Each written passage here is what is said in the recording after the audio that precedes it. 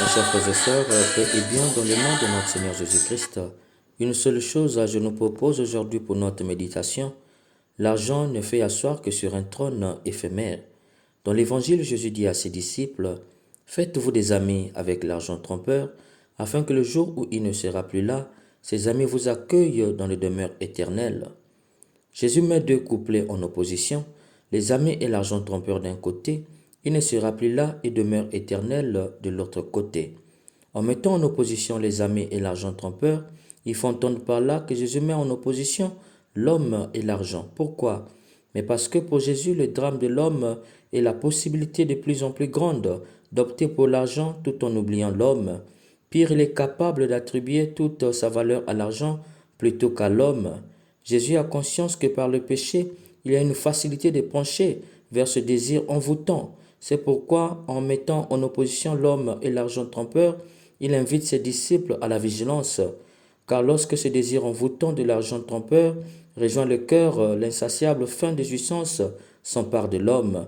Du coup, au lieu de se faire des amis avec l'argent, il se sert de l'argent pour s'asseoir sur un trône, pour dominer et écraser les autres. Par ailleurs, en mettant en opposition, il ne sera plus et demeure éternel, il faut entendre par là une opposition entre un trône éphémère et un trône éternel. En effet, Jésus nous révèle ici que le choix de l'argent nous fait asseoir sur un trône éphémère, alors que le choix de l'homme nous fait asseoir sur un trône éternel. C'est pourquoi il ajoute, celui qui est digne de confiance dans une toute petite affaire est digne aussi dans une grande. Mes chers frères et sœurs, par cette affirmation, Jésus répond à la question épineuse sur l'origine de l'argent. Nous le savons bien que l'argent a été inventé par le roi de Lydie au 7e siècle avant Jésus-Christ. Pourquoi était-il inventé? Il était inventé par le besoin d'échange. Cependant, au lieu d'être un véritable pont entre les hommes, l'argent est devenu le nerf de la guerre, le nœud de tous les problèmes dans le monde. À cause d'argent, il y a des classes. À cause d'argent, l'homme tue les enfants pour les sacrifices. À cause d'argent, on crée les maladies. On invente des armes sophistiquées pour tuer l'homme et passer inaperçu. À cause d'argent, il y a des trafics d'organes aujourd'hui. À cause d'argent, l'homme se vend au diable pour avoir le pouvoir qui lui donne l'accès facile à l'argent.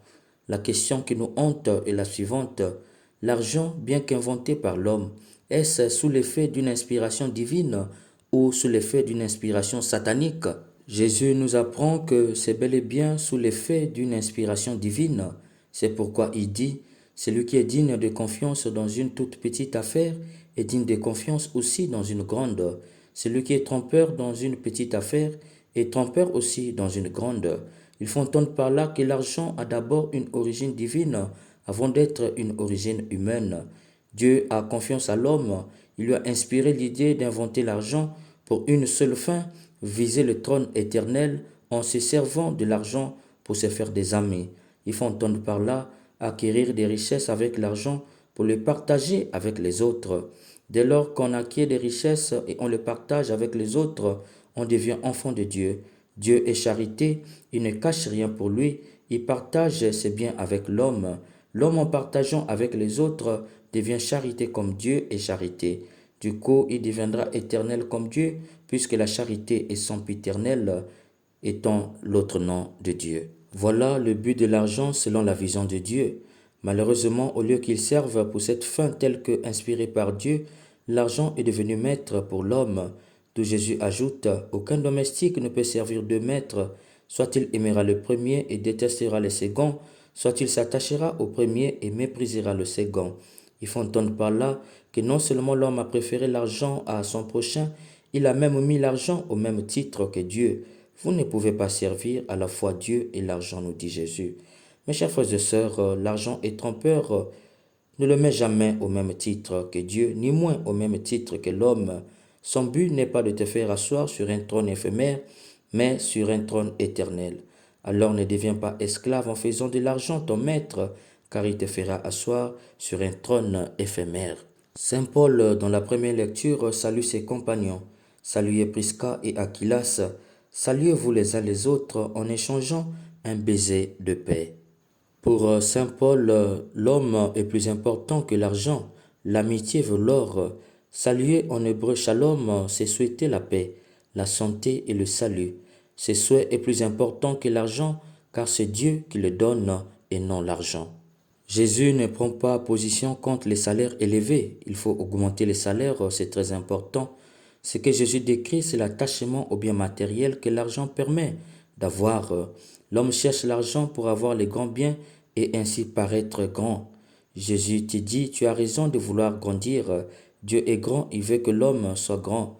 Mais Jésus te dit, vouloir te faire grand par les moyens des biens que l'argent octroie, au point de mépriser l'homme et Dieu en bafouant toutes les règles de l'économie telles que voulues par Dieu, l'économie au service de l'homme et non l'homme au service de l'économie, sache que cette grandeur, tu l'auras, mais ce sera une grandeur de pacotille.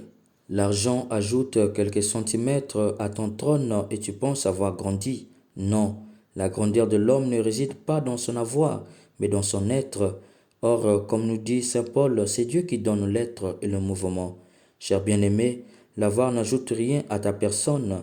L'avoir te fait paraître, mais te fera jamais être. C'est pourquoi ne vise pas le trône que te fait asseoir l'argent. Il est éphémère. Observe autour de toi, tu verras des gens qui étaient sur le trône d'argent et qui ont disparu avec leur trône. Si tu veux être grand, choisis Dieu. Dieu lui te fait asseoir sur un trône éternel. À la seule condition, ce que tu reçois, ne garde pas pour toi seul. Ne partage pas non plus qu'avec tes supporters ou ceux qui vont te rembourser. Partage avec le pauvre. Supporte le col d'un ou deux pauvres. Supporte l'ordonnance d'un pauvre. Ainsi tu seras assis sur un trône qui ne te sera jamais enlevé, car ce trône, c'est dans le cœur. Amen. Si tu